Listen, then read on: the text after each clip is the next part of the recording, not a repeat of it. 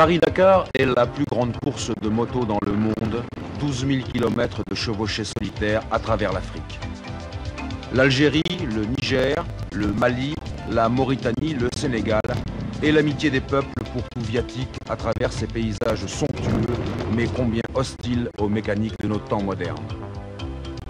L'aventure est là dans ce Hogar qui fascine le motard, dans ce Ténéré qui l'étreint, cette ergue qui le broie, ce rocher qui détruit, ce sable qui ronge le seul lien qui le rattache à la vie, sa moto.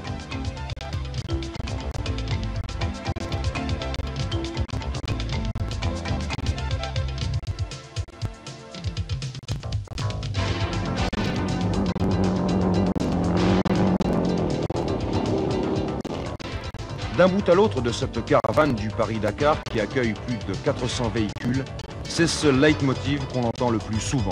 Pour les motards, c'est dingue.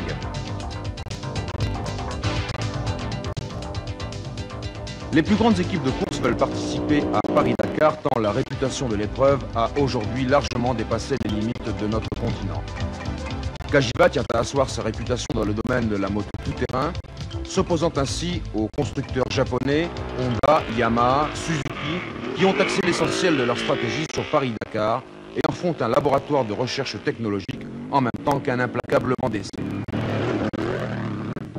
BMW a dépassé ce stade et maintient sa présence avec brio.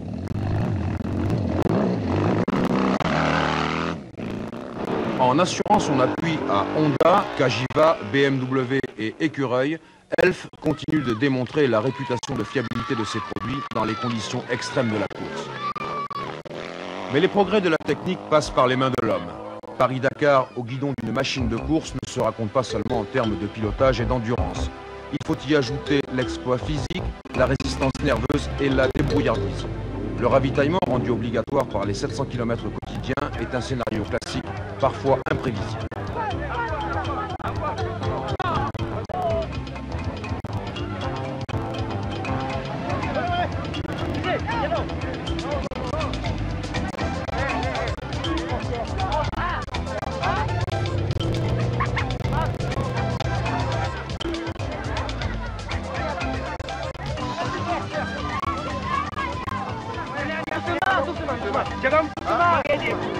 À ce jeu, Cyril Neveu est le plus rusé.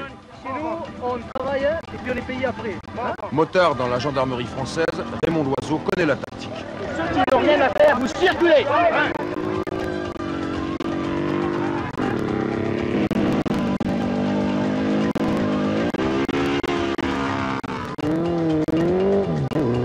Chez BMW, le chef de file est le Belge Gaston Raillet. Avec le soutien de Marlboro, il a repris à son compte l'équipe BMW, persuadé que la grosse bicylindre a encore des ressources pour s'exprimer sur le terrain de Paris-Dakar. Ancien champion du monde de motocross, Raillet a gagné 2 fois à Dakar. Il est l'homme des situations difficiles, plutôt calme en terrain neutre, habile et accrocheur dès qu'il faut piloter à la dure.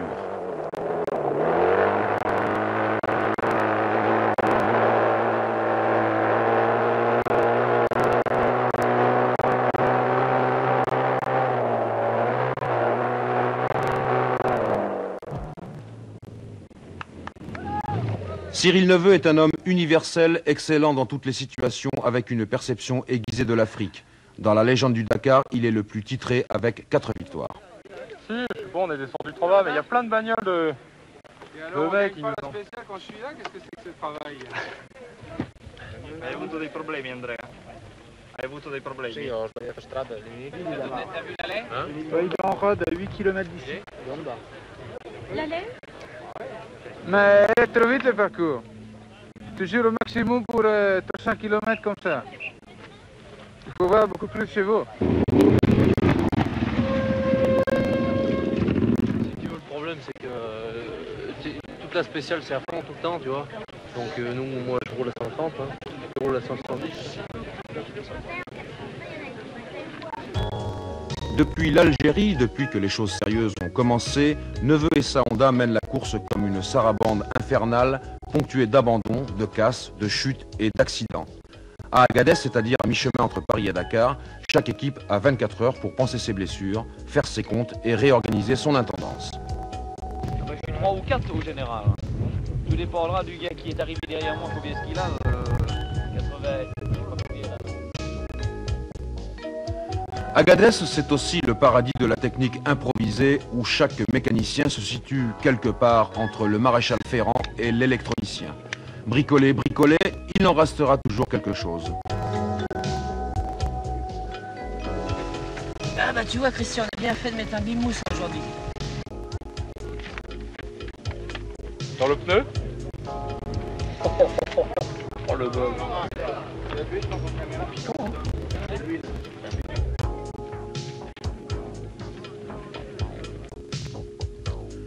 BMW et Cagiva ont perdu quelques plumes dans cette première bataille du Sahara et du Ténéré conjugué. Mais Écureuil, dont ce sont les débuts, est l'équipe la plus touchée. L'excellent Marc Morales, champion d'enduro, est désormais tout seul pour continuer l'aventure.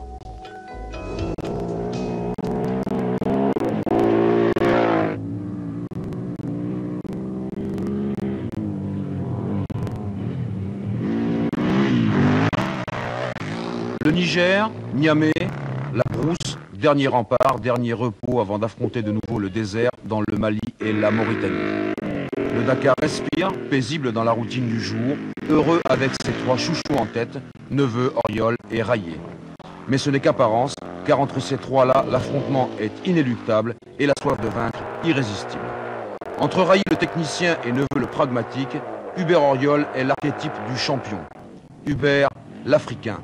Un surnom qui retrace 2 victoires et qui exprime le talent d'Auriol, sa capacité à chevaucher des heures entières debout sur les repose-pieds de sa machine, faisant la trace à près de 200 à l'heure dans le sable.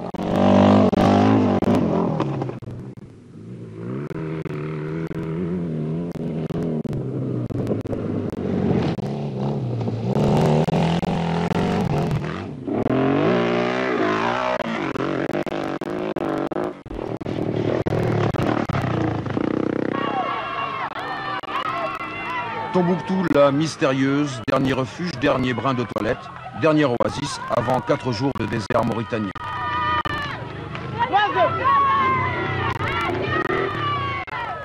Neveu mesure l'incertitude de cette course terrible. Avec Auriol, il surveille Rayé qui lui donne du fil à retordre. Moi j'ai pris une petite monticule comme ça, en sortie de piste, tu sais, je suis sorti un peu extérieur. Boum, ça m'a envoyé à l'arrêt. J'ai dit bon allez, calme. Calmons les esprits. Il m'est jamais arrivé dans ma vie de passer une ligne à l'envers, je suis quand même pas court à ce point-là, tu vois. C'est 15 ans que je cours en moto. Tu crois pas? Inévitable. Après des jours de lutte et d'angoisse, des sentiments exacerbés aveuglent les esprits les plus clairs. L'information écrite et audiovisuelle qui dispose d'une extraordinaire infrastructure répercute dans le monde entier ce combat des chefs et met les acteurs en situation. L'intensité dramatique qui entoure la course éperdue de Neveu, Auriol et Rayé n'a échappé à personne. Pas de doute, ce 9e Paris-Alger-Dakar sera l'un des plus grands qui ait jamais été disputé.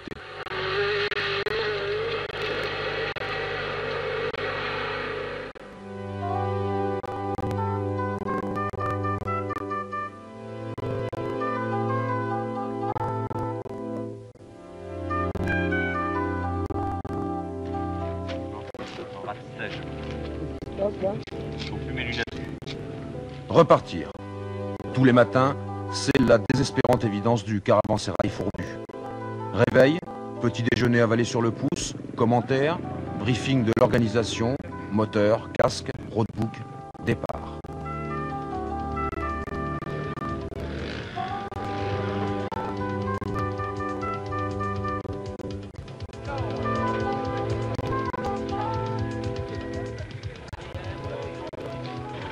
Tu prends une carte. Attends, il pensait qu'il y avait un CP.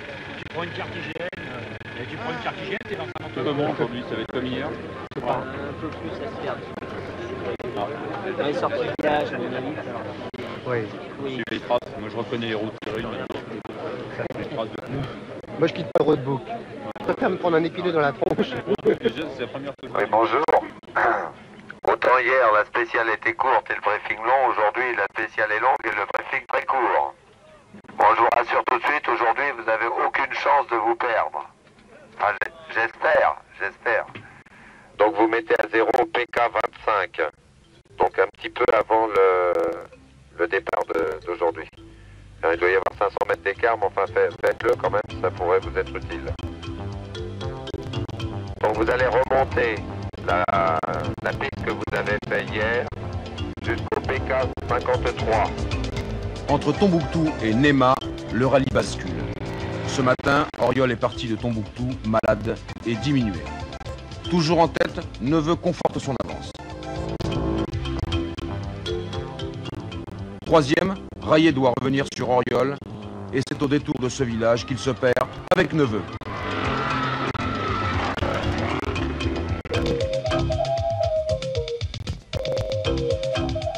Sans le savoir, Auriol fonce en tête de la course. Il prend le terrain à bras-le-corps. Mal au ventre, il s'arrête, il repart.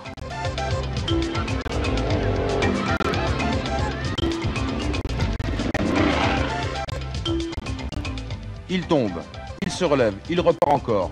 1, 2, 3 fois, la grosse Cagiva se remet à vibrer sous lui docilement. Une faute de parcours, tant pis. Dans ce qu'il croit être son erreur, il s'enfonce avec succès.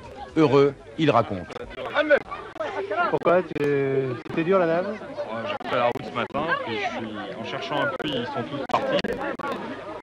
Tombé en rattrapant Joanneau. Et je suis passé 5e au 2e CP. Et puis après, d'un seul coup, plus de traces. Derrière lui, les deux éclopés arrivent enfin. Neveu, tombé plusieurs fois, Rayet, tombé aussi et en panne d'instruments de navigation.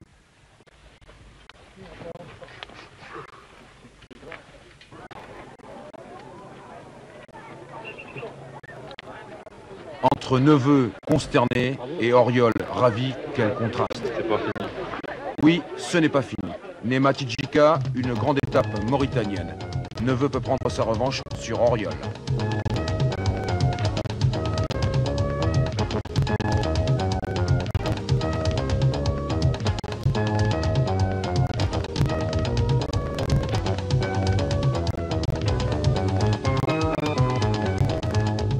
Revanche? Quelle revanche? Le voilà vaincu, Neveu.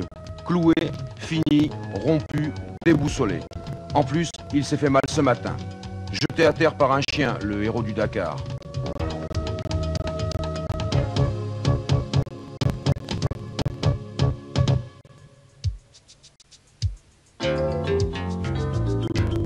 Alors, au cœur de la Mauritanie, on se dit que les jeux sont faits. Auriol a plusieurs dizaines de minutes d'avance sur Neveu et sur Rayet.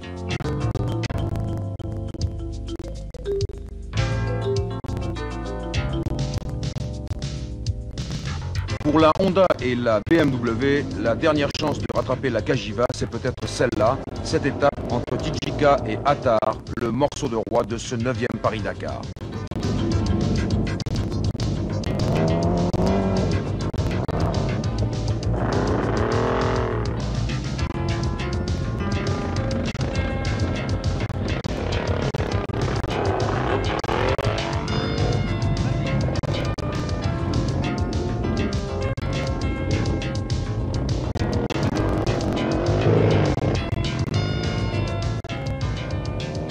Autour d'Auriol d'assurer, à Neveu et à Rayet de s'épuiser maintenant à la poursuite de l'Africain.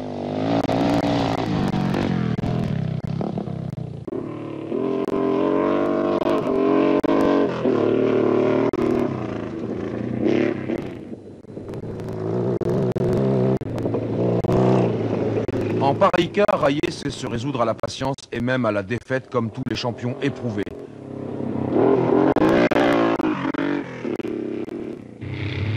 Neveu, lui, vibre avec son cœur et sa hargne.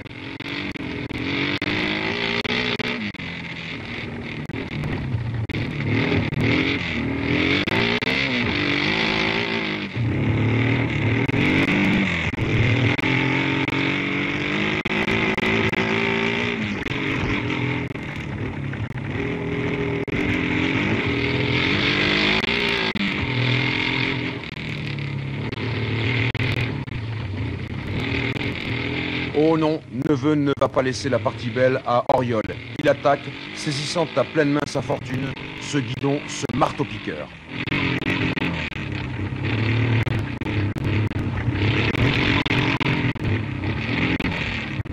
Et il a raison d'attaquer.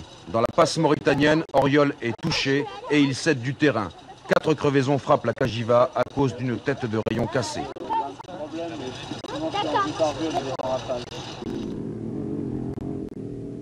Neveu, survolté, réduit l'écart. Railler se fait une raison. Désormais, la Cagiva et la Honda sont trop loin. Le champion du monde n'a plus qu'un objectif, terminer, arriver à Dakar.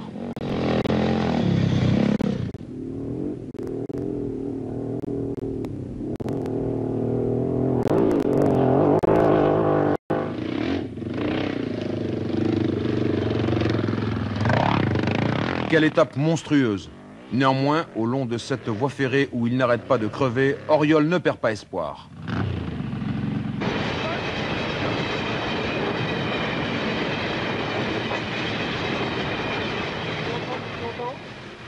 Oh, depuis le départ, ouais.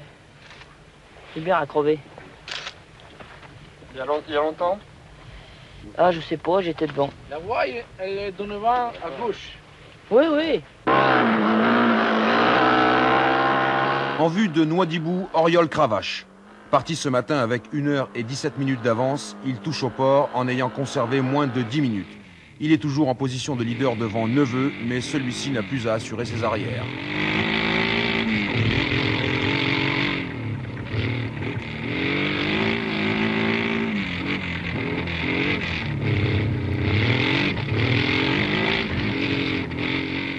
Enfin, le Sénégal, un nom qui résonne magique aux oreilles des rescapés de ce Paris-Dakar.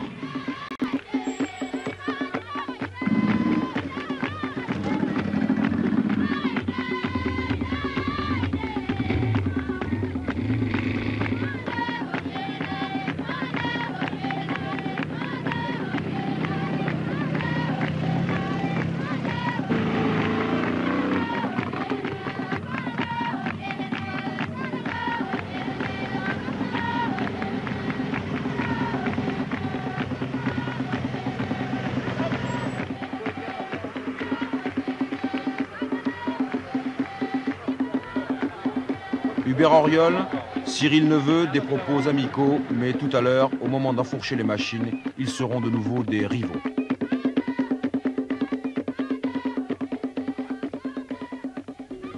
Mais personne ne s'y trompe, le rallye est joué. Excepté quelques petites difficultés de navigation, le Sénégal n'est plus qu'une formalité. Auriol respire en toute quiétude. « Je suis détruit », dit-il confiant et heureux le soir à l'étape. Derrière, il baisse les bras, Cyril, Gaston et les autres. Il est trop tard pour revenir sur Hubert. Franco Pico, par exemple, le meilleur pilote Yamaha qui doit assurer sa place. L'excellent Marc Morales, dernier rescapé de l'équipe Écureuil. Charbonnier, et en tout une vingtaine de valeureux motards qui ont réussi à s'extraire de l'enfer mauritanien. Le rallye est fini.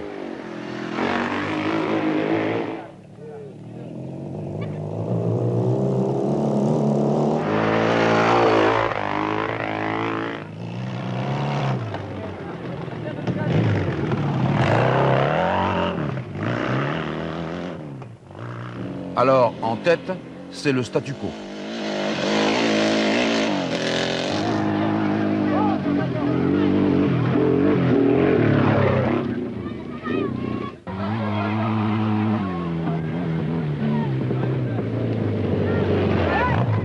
Tu as pris 33 secondes dans la première spéciale.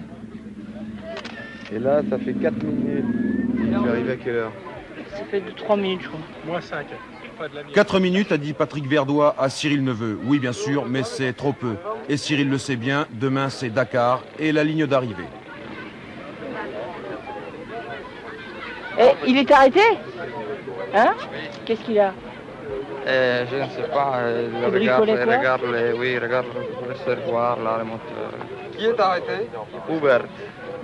Alors tu reprends espoir, Oh, aïe, ce Dakar. C'est dingue. Mais c'est pas fini encore. Hein.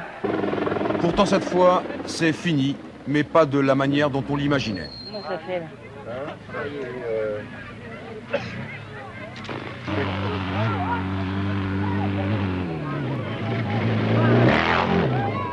Non, c'est tout. Non, mais il est à côté, il a la moto, puis il a un arbre, il est à côté de la moto.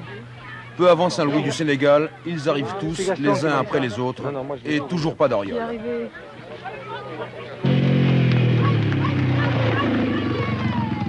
Merde! J'ai les deux chevilles cassées. Tiens. J'ai les deux chevilles cassées. J'ai trop mal. Il n'y a pas un tout bible là, peut-être. Si, un médecin là. Il pense juste à filmer. Ce sont les autres de la moto. Un médecin là de la cabane. Appuie-toi pas par terre, je tiens la moto. Tiens la moto. Il a les deux chevilles. Mon pied. Ton pied. Les deux. Attention. Attention. Calme la moto. Mets-toi par terre. Ah non, je pars. Doucement. Attention, ton gars, calme. C'est pas vrai. 10 bandits s'est fracturé des deux chevilles. Oh merde. Dans les saignées, les gens sont passés comme ça. Oh. Il a passé la ligne au ralenti, mais ils sont cassés. Je te descends pas avant, hein? Ça va? Tu l'as vu tomber? Non, j'étais devant. Le canard. Oh, c'est Gaston qui me dit qu'il y avait le canard.